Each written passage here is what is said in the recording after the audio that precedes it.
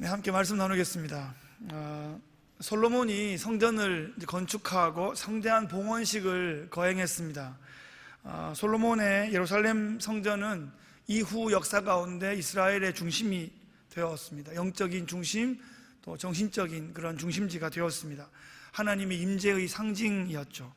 그래서 이 성전은 예수님의 성육신의 예표였습니다. 지난주에 다 말씀드렸어요.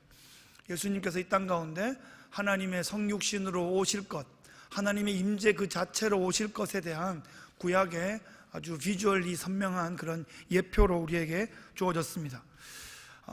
그렇게 멋진 고대 불가 사이에 들어갈 정도로 멋진 성전을 지었는데, 그 성전의 봉헌식 기도에서 솔로몬은 이 성전은 영원하지 않을 수 있다, 이 성전이 무너질 수 있다 라는 엄청난 예언적인 기도를 거기서 하죠. 성전은 영원합니다. 그런데 그 돌로 만든 성전이 영원한 것이 아니라 성전의 개념이 영원한 것입니다. 우리 가운데 육신으로 장막을 치고 우리 가운데 거하시고, 또 우리 가운데 당신의 성육신을 보여주신 후에 다시 승천하신 다음에 그 예수의 영으로 성령을 보내주셔서 영원히 성전의 개념으로, 성전의 그 실현이 우리에게 있게 하실 그 개념이 영원할 것이다 라는 말씀입니다. 그래서 이스라엘이 그 돌로 만든 성전이 아니라 정말 하나님의 임재 가운데 깊이 들어가는 것을 계속하여 연습하고 훈련하고 계속 실천하지 않으면 그 성전으로부터, 하나님의 임재로부터 쫓겨날 수 있다 하는 것이 처음부터 그렇게 선포되어 있었습니다. 우리가 아는 바대로 솔로몬이 그렇게 멋지게 성전 봉헌식에 기도를 하고 그렇게 화려한 잠언을 썼는데 그 말씀대로 살지 못했던 것을 우리가 알고 있습니다. 열왕기상 11장을 보셔야 되는데요, 거기에 이제 솔로몬이 영적으로 완전히 그냥 무너져 버리는 모습을 볼 수 있어요. 1000명의 후궁이 들어와서 온 나라를 다 우상 소굴로 만들어 버립니다. 아버지 다윗의 그 공로 때문에 솔로몬 때는 보호해 주시고, 솔로몬의 아들 때의 나라가 10대 2로 갈라지는, 북이스라엘 10지파, 남유다 2지파로 갈라지는 그런 분열의 역사를 맛보게 되죠. 그때 북이스라엘을 맡은 사람이 솔로몬의 아주 충성스러운 신하였어요. 솔로몬의 그 성전을 짓는데 아주 혁혁한 공을 세웠던 여로보암이라는 신하였는데, 그 사람이 이제 자기가 성전 짓는데 많이 인발부를 해보니까 성전이 얼마나 영광스럽고 그 성전의 위용을 알잖아요. 그런데 10대 2로 나눠졌지만 성전은 그 유다 지파에 있는 거예요. 그래서 6월절에 또 오순절에 이렇게 그때는 오순절이 없었고 장막절, 초막절 이렇게 왔다 갔다 하다 보면 마음이 그쪽으로 뺏길까봐 북이스라엘의 성전을 대체할 수 있는 뭔가를 만들죠. 뭘 만듭니까? 금송아지를 만든 거예요. 단과 부할세바에 금송아지를 만들어서 이게 여호와다, 어디서 많이 보던 장면이죠. 거기서 절하면서 북이스라엘은 그때부터 급격히 우상숭배로 미끄러져 내려가게 됩니다. 그래서 이 열왕기는 제가 다윗의 길을 따를 것이냐, 다윗의 반대길을 따를 것이냐라는 그 관점으로 본다 그랬죠. 그때 다윗의 반대길이 바로 이 여로보암의 길입니다. 다윗의 길은 성전을 사모하는 길이고, 이 여로보암의 길은 금송아지를 따르고 성전을 버리는 그런 길이 되겠죠. 그런데 이 여로보암 이후에 뚜두두두 나오다가 오므리라는 사람이 나오는데, 그 오므리의 아들이 아합이에요. 오늘 우리가 함께 볼 이 본문은 아합 왕이 다스릴 때입니다. 그래서 오므리가 얼마나 좀 강력했는지, 여로보암의 길보다 더 센 길이 오므리의 길이에요. 더 심각하게 하나님을 대적하는 길, 그 오므리 집안의 길, 그 아합의 길, 그런 길, 우상숭배의 길이 되겠습니다. 특별히 아합 왕은 이세벨이라는 여자랑 결혼했는데, 이 이세벨이 이 이스라엘의 바알과 아세라를 직수입한 시돈 왕의 공주였습니다.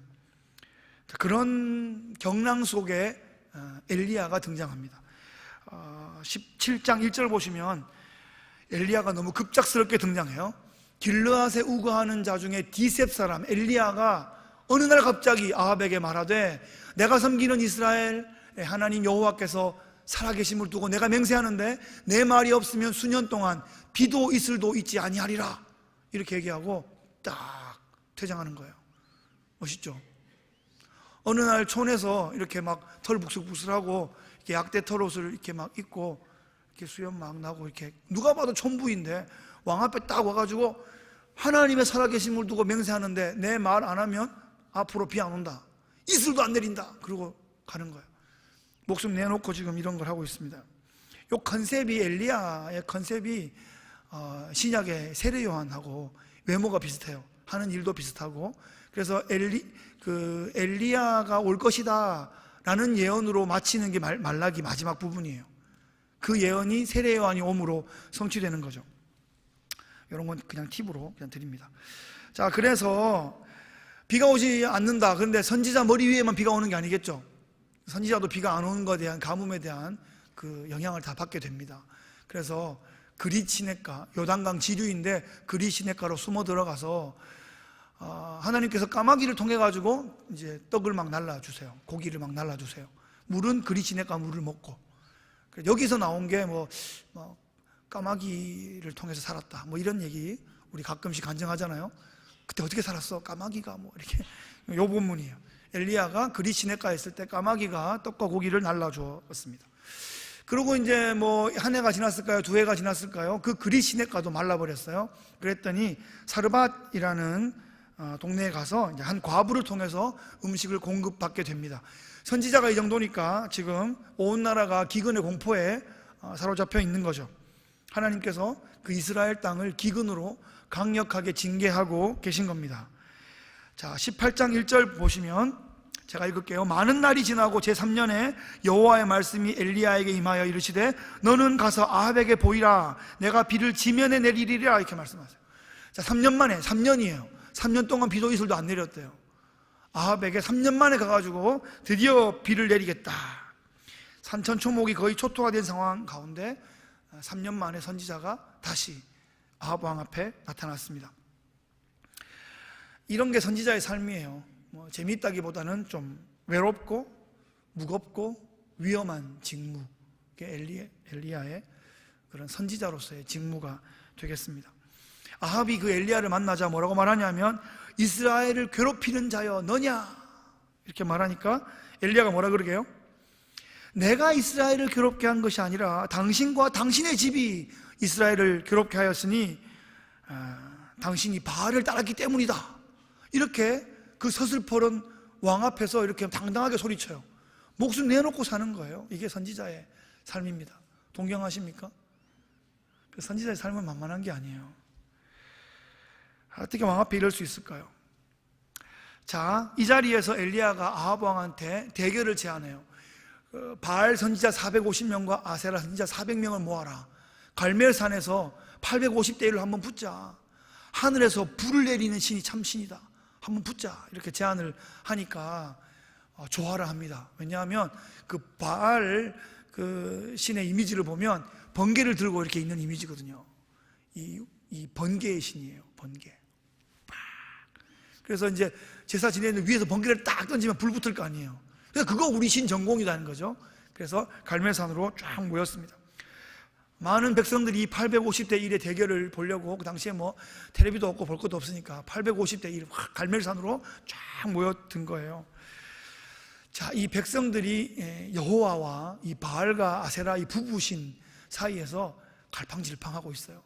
오늘 본문 말씀에 읽으셨는지 모르겠지만 성경에 굉장히 재미있는 표현이 하나 있어요. 엘리야가 백성들한테 뭐라 그러냐면 너희가 언제까지 그 두 사이에서 머뭇하려느냐, 이렇게 말하고 있습니다. 그 사이에서 어느 하나도 붙잡지도 못하고 어느 하나도 놓지도 못하고 이 두 사이에서 머뭇하고 있는 거예요. 그러니까 이스라엘 백성들은 남유다뿐 아니라 북이스라엘도 하나님을 완전히 버린 적이 없는 거예요.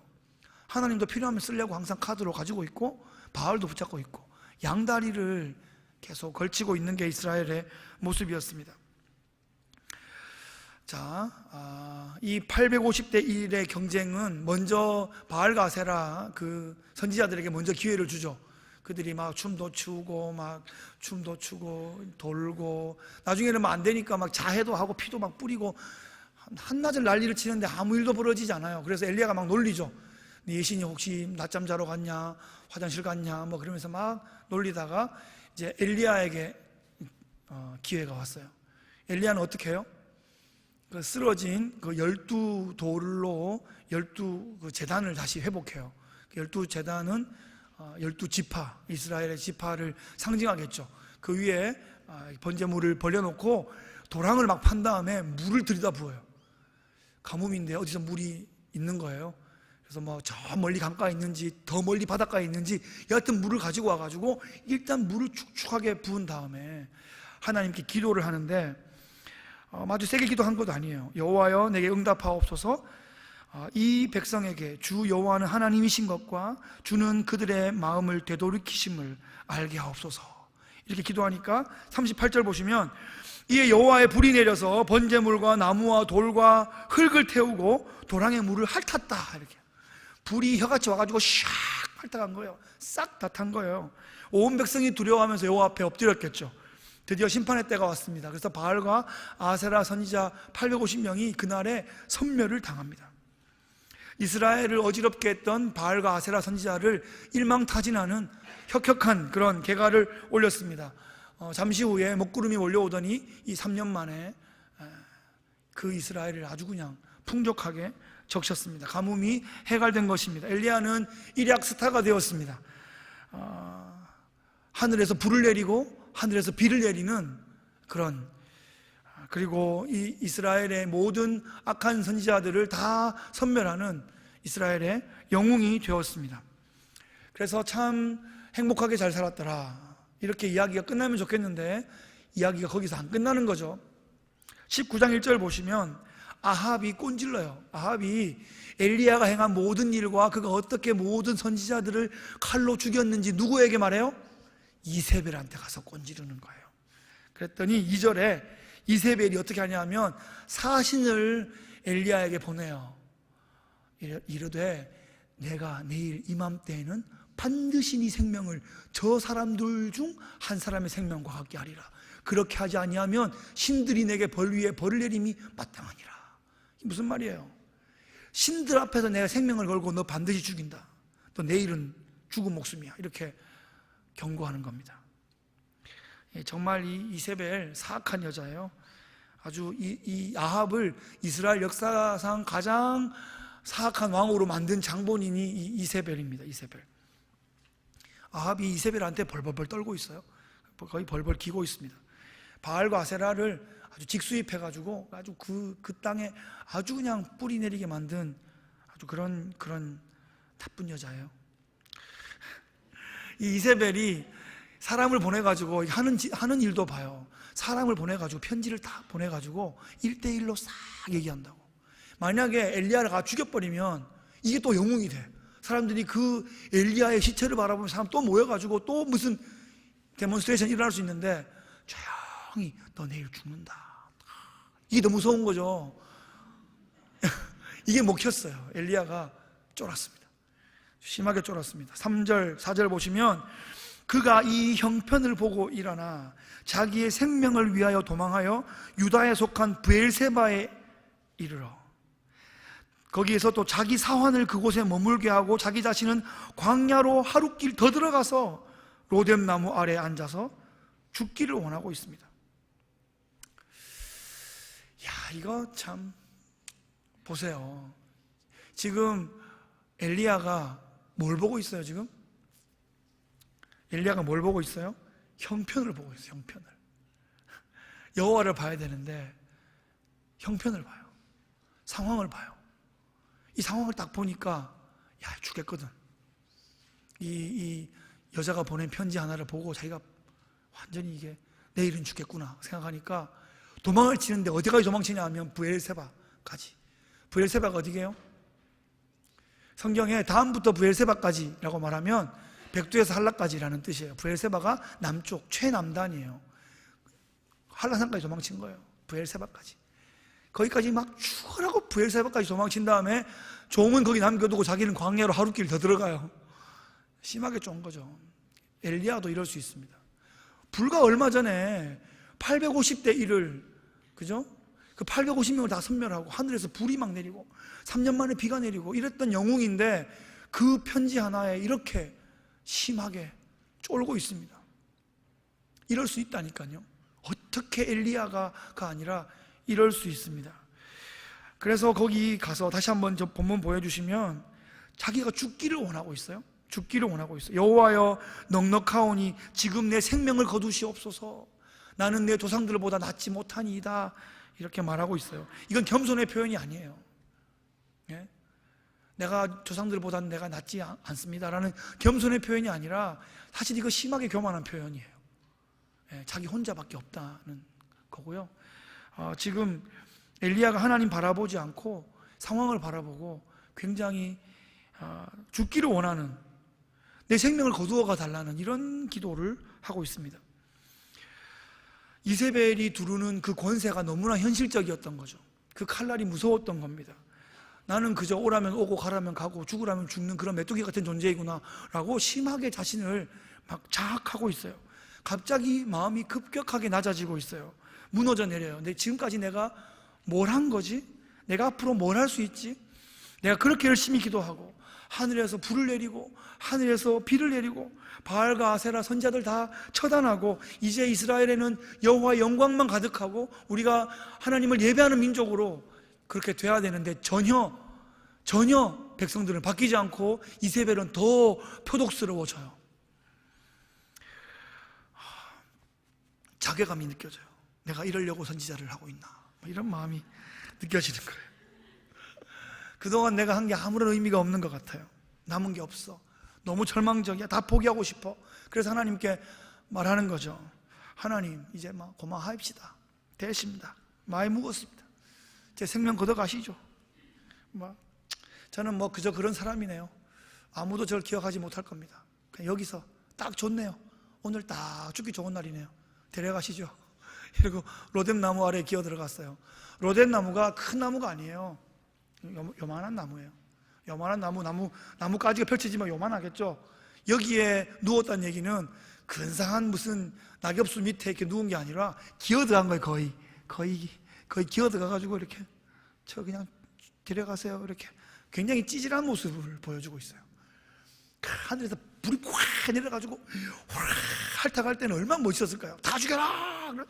막 그 갈멜산에 가면 엘리야가 이렇게 다 이렇게 선지자 밟고 이렇게 칼 들고 있는 모습이 있거든요. 그 칼이 휘었어. 칼이 이렇게 휘어 있어요. 얼마나 때려잡았는지 칼이 휠 때까지 직접 때려잡은, 가보신 분 있죠? 성지에 가면 멋있어요. 그 엘리야가 칼 이렇게 휜 칼 들고 있는 장면. 구글 이미지에 가도 다 찾을 수 있어요. 저도 그 앞에 가서 한참을 봤는데 그렇게 멋있었는데 지금은 로뎀 나무 밑에 기어들어가가지고 데려가세요. 오늘 죽기 딱 좋은 날이구만 이러면서 누워있어요. 숨쉬는 게 사치인 것 같은 그런 자괴감, 절망감이 지금 엘리야에게 있습니다. 하나님께서 이 엘리야가 지친 것을 알고 계십니다. 참 처량한 모습인데 하나님께서 어떻게 하시냐 하면 천사를 보내시죠. 5절 말씀에 보면 천사가 엘리야를 어루만지면서 일어나서 먹으라 이렇게 말해요. 특별한 말이 아니에요. 일어나서 먹으래요. 엘리야가 일어났어요. 그랬더니 6절에 보니까 본즉 머리맡에 숯불에 구운 떡과 한 병 물이 있더라. 이에 먹고 마시고 다시 누웠어요. 한 번에 못 일어날 정도로 엘리야는 지금 지쳐 있어요. 그러니까 일어나서 먹고 또 눕고, 몸도 지쳤는데 마음도 지쳤어. 그냥 계속 눕고 싶은 날이 있죠. 그냥 틈만 있으면 눕고 싶은 날이 있어요. 체력이 안 돼서 만도 아니에요. 그냥 마음이 지쳐서 그냥 계속 들어눕고 싶은 날. 로뎀 나무 밑에 이렇게 기어 들어가서 계속 눕고 있어요. 근데 천사가 또 와서 또 어루만지고 또 일으켜서 또 먹이고 또 도사겨주고 또 눕히고 또 재우고 옆에서 기다렸다가 또 어루만져 주시고 계속 그렇게 해요. 여기서 어루만지다 하는 것은 쓰다듬다 하는 정도가 아니라 좀 이렇게 안마해 주는 거 이렇게. 안마 잘 하시는 분들 있죠? 지금 제가 3분 정도 안마해 드리고 싶은데 안마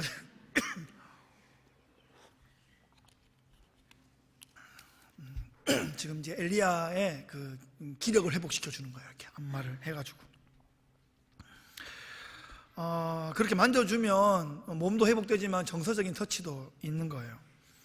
사람이 아무것도 할 수 없어서 정말 이렇게 지쳐 있을 때, 영적 침체, 영적 붕괴를 경험하게 될 때, 뭐 별로 복잡한 게 아니에요. 별로 어렵지 않아요. 그냥 찾아가서 두드려주고, 만져주고, 먹여주고, 들어주고, 그냥 기댈 수 있게 어깨를 내어주고, 그렇게 하면 회복해요. 엘리야를 하나님께서 그런 방법으로 회복하고 있습니다. 빵과 물 정도 있으면 됩니다. 그냥 숯불에 구운 떡 정도, 그냥 맹물 정도 있으면 딱 좋습니다. 생명을 거둬가 달라 하면서 널브러져 있던 엘리야가 회복합니다. 몸과 마음이 완전히 회복됩니다. 그래서 지금 어디로 가냐면 그 본문 뒤에 보면 그 회복된 다음에 40주야를 달려서 하나님의 산 호렙으로 가는 거예요. 본문 한번 살펴봅시다. 엘리야가 지친 상태를 한번 보면, 제가 어제 글들을 좀 살펴보니까 엘리야의 이 지친 상태의 묘사가 아주 정확하게 우울증이래요. 우울증. 뭐 제가 겪어보지 않아서 잘 모르겠지만 간접적으로 배운 바에 따르면 우울증은 사람 만나는 거 싫어하고 혼자 있고 싶어하고 자신의 처지를 한탄하고 다른 사람과 비교해서 자신은 아주 열등하다고 생각하고 비관하고 자살 충동을 느끼는 아주 심한 우울증은 그렇게까지 가는 거죠. 엘리야는 신앙이 있는 사람이니까 죽으려고 하진 않고 그냥 내 목숨 데려가세요, 오늘 딱 죽기 좋은 날입니다, 그렇게 하고 있어요. 현대 정신과 의사들은 이런 현상을 아드레날린 과다분비 우울증이다 라고 부른답니다. 아드레날린 과다분비 우울증. 어떤 사람이 어떤 일에 굉장히 몰두하여 최선을 다하면 몸에서 아드레날린이 막 분비된대요. 그렇게 되면 쉽게 몸과 마음이 이제 탈진해버리는 상태로 가게 돼요. 어떤 회사의 중역이 굉장히 회사의 운명이 걸린 중요한 프로젝트를 해서 딱 성공하고 나면 이렇게 몸이 급격히 이렇게 확 다운되는 현상이 생길 수 있고요. 아주 유명한 가수가 아주 엄청난 무대를 성공적으로 하게 되면 갑자기 마음이 막 탈진되면서 정말 막 술이 없으면 그날 못 버틸 것 같은 그런 마음이 생길 수 있어요. 뭐 그거랑 좀 다를 수도 있습니다만 이렇게 하나님 사역을 하는 사람들도 굉장한 에너지를 써서 이렇게 집중을 하고 나면 이렇게 허탄한 마음이 들 때가 있어요. 그럴 수가 있어요. 그 잘 컨트롤을 해야 돼요. 그것을 잘 케어할 수 있는 시스템이 필요해요.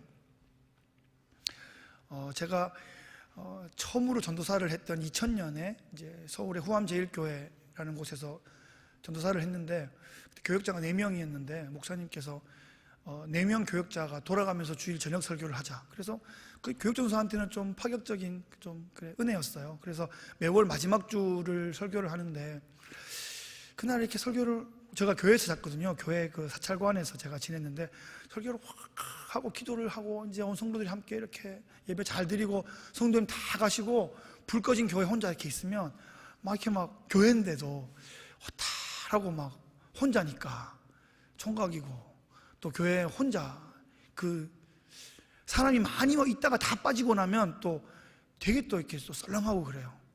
그럼 밖에 나가서 하염없이 걸어요. 한 1시간, 2시간 서울역으로 해서 숙명여대 앞으로 이렇게 가지고 해서 용산고등학교 앞으로 이렇게 해가지고 1시간, 2시간 이렇게 막 걸어 다녔던 기억이 나요.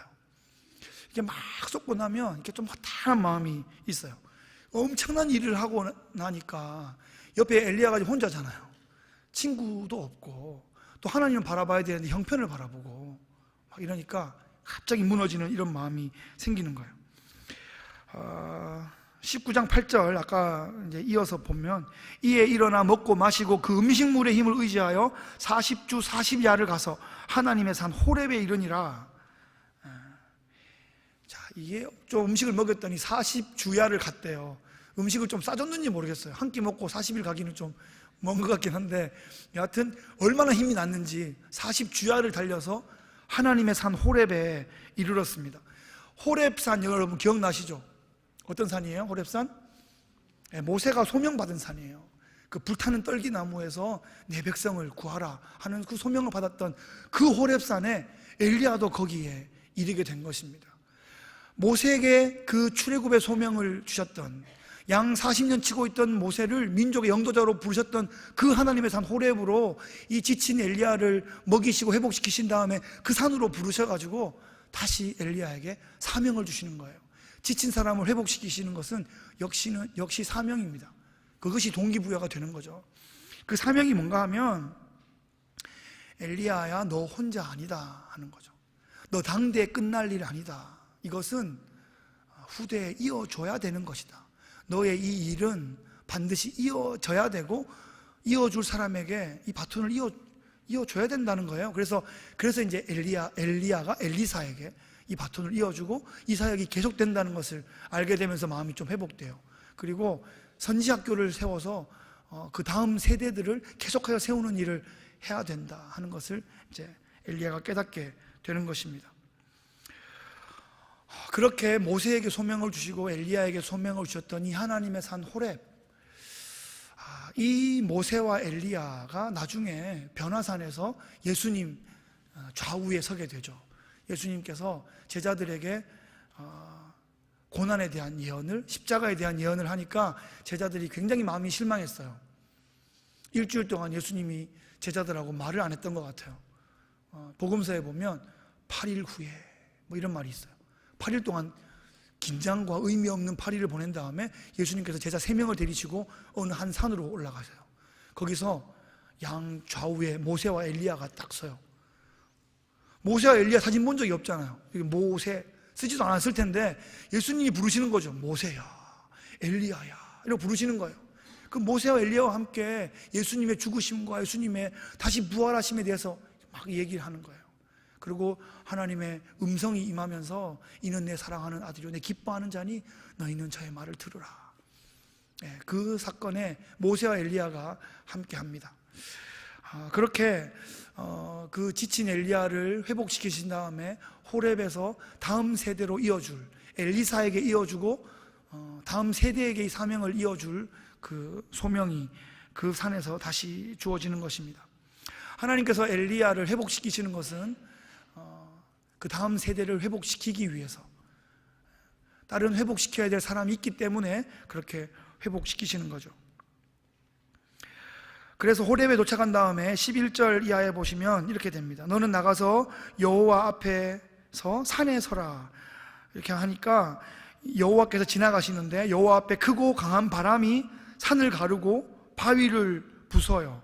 그런데 그 바람 가운데 여호와께서 계시지 않습니다. 바람 후에는 지진이 있어요. 그런데 그 지진 가운데도 여호와께서 계시지 않습니다. 12절 보시면 그 지진 후에 불이 있는데 불 가운데에도 여호와가 계시지 않습니다. 그런데 그 불 후에 세미한 소리가 들리는 거예요.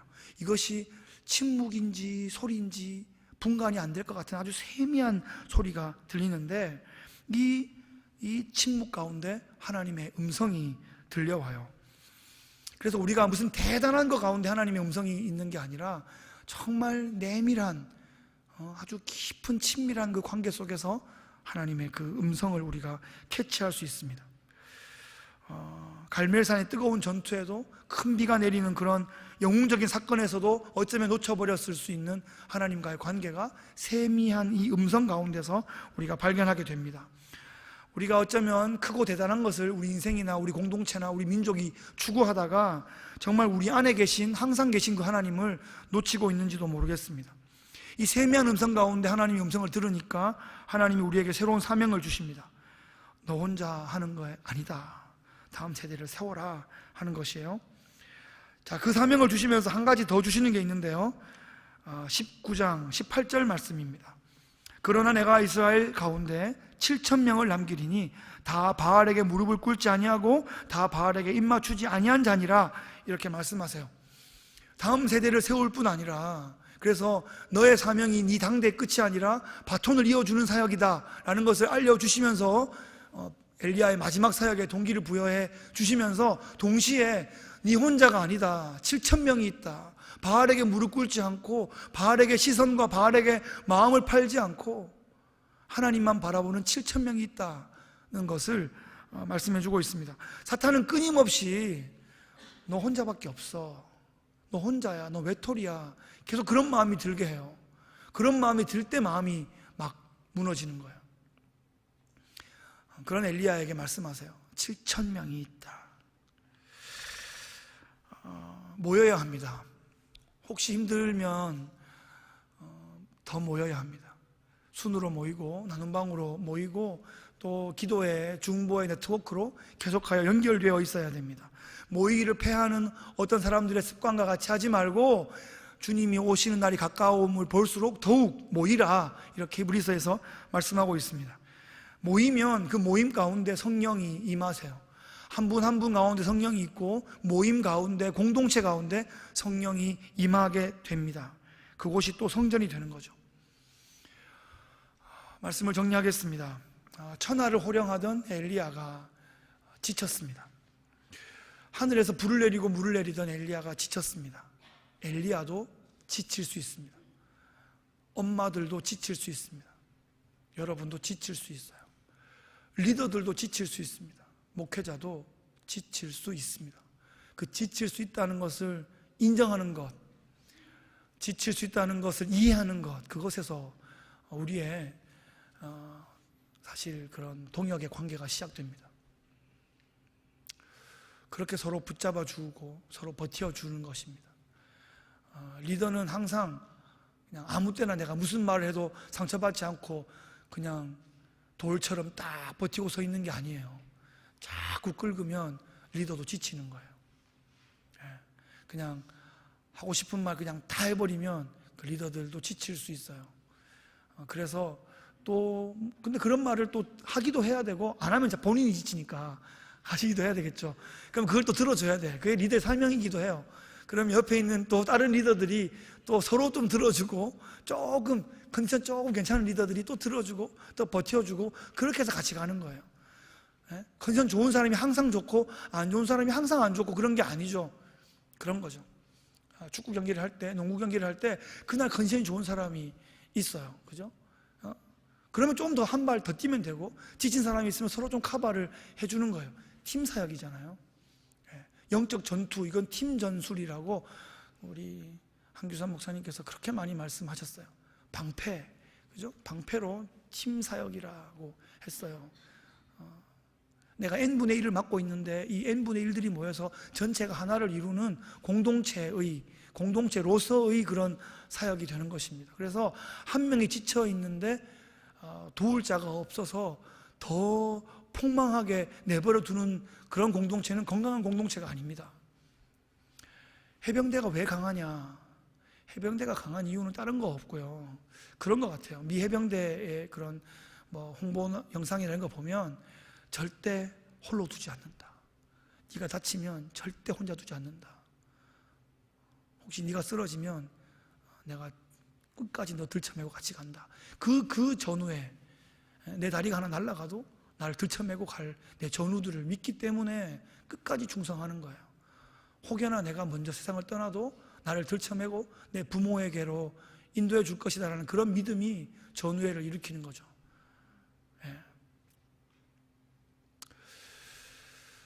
좀 전우회가 느껴지십니까? 교회는 그런 전투하는 공동체예요. 나눔방은 그렇게 서로 혹시 일주일에 전투 가운데 좀 지쳐 있으면 먹여주고 토닥여주고 만져주고 또 들어주고, 그래서 회복되는 공동체예요. 그 주일마다 또 순모임마다 또 예배마다 수요예배마다 나눔방마다 모일 때마다 치유가 있고 회복이 있어야 돼요. 부족한 부분이 있으면 채워짐이 있어야 되고, 정서의 탱크가 떨어졌으면 그 탱크를 계속 채워나가는 그런 것들을 공동체가 함께 해야 한다는 것입니다. 지친 엘리야에게 하나님께서 오셔가지고 I told you 이렇게 말씀하신 게 아니라, 내가 그럴 줄 알았다고 내가 말했잖아, 그건 전혀 사람 바꾸지 않아요. 그냥 천사를 보내주셔서 만져주시고 먹여주시는 거예요. 만져주시고 먹여주시는 거예요. 그러니까 별거 없어요. 하나님 엘리야한테 아무 말도 안 했어요. 천사가 무슨 말한 것도 없는 것 같아요. 그냥 일어나서 먹으라 그러고 그냥 기다려주고 또 먹이고. 그러니까 공동체는 그렇게 먹이는 사역이에요. 정서적으로 먹이고 실제로 먹고 영적으로 체험받고, 그래서 힘을 얻으면 어떻게 돼요? 40주야를 달리는 거죠. 40주야를. 그런 힘이 생기는 거예요. 그래서 하나님의 산 호렙에 가서 하나님 만나는 거예요. 엘리사를 세우는 거예요. 7,000명과 함께 거룩한 동역이 일어나는 거죠. 그렇게 우리가 이 시대를 좀 같이 바라보면 좋겠어요. 나밖에 없다 이렇게 생각하면 힘들어요. 제가 가끔씩, 아주 가끔씩 나밖에 없는 것 같아 이런 말을 한 번씩 할 때가 있어요. 한 번씩. 그러면 바로 2초 안에 바로 이제 격려가 들어옵니다. 따뜻한 격려로 내가 있다 이렇게 얘기하시고, 제 아내께서 공동체가 함께 있다, 기도해 주는 분들 계신다, 힘내자 이렇게 얘기하면 금방 회복돼요. 한두 마디 안에 회복되는 것 같아요. 그래 봐라 뭐 네 혼자 있지. 그러니까 거기서 만약에 한두 마디를 더 이렇게 누르면 굉장히 지칠 것 같은데, 그런 말은 할 수 있어요. 그런 말을 받아주고 조금만 격려해 주면 금방금방 회복하는 거죠. 그래서 신앙이 좋다 하는 것은 개인이나 공동체나 회복 탄력성이 좋은 거예요. 조금 지치면 금방 일어날 수 있으면 되는 거죠. 한 번도 쓰러져 보지 않은 사람이 아니라 쓰러지고 금방 일어날 수 있는 그런 사람, 그런 공동체가 강한 공동체입니다. 하나님 기뻐하시는, 하나님 일을 맡기실 만한 그런 공동체가 되는 것입니다. 그렇게 회복된 영혼들은 다른 또 지친 영혼들을 회복시켜 줄 수 있습니다. 회복된 리더가 또 많은 사람들을 회복시켜 줄 수 있는 거죠. 그런 우리 한 사람 한 사람, 그런 우리 수요성예배 회복의 공동체 되시기를 주의 이름으로 축복합니다. 기도하겠습니다. 하나님 아버지 감사합니다. 엘리야가 정말 역사적인 멋진 사역들을 감당했는데 이세벨의 그 편지에 그렇게 급격하게 무너졌습니다. 그럴 수 있습니다. 하지만 하나님 그럴 때 천사를 보내주셔서 엘리야를 회복시켜 주시는 하나님의 손길을 봅니다. 이제 우리가 서로에게 그런 천사의 손길이 되어서 지친 우리의 친구들을 회복시켜 주고, 지친 우리의 가정, 지친 우리의 자녀들 다 따뜻한 어머니의 손길로 회복시켜 주어서 정말 40주야를 달려 하나님 만나 새로운 사명으로 다시 한번 회복되는 그런 엘리야들의 공동체로 세워나가는 믿음의 어머니들 다 될 수 있도록 수요성예배 공동체 붙잡아 주시옵소서. 감사드리며 예수님의 이름으로 기도합니다. 아멘.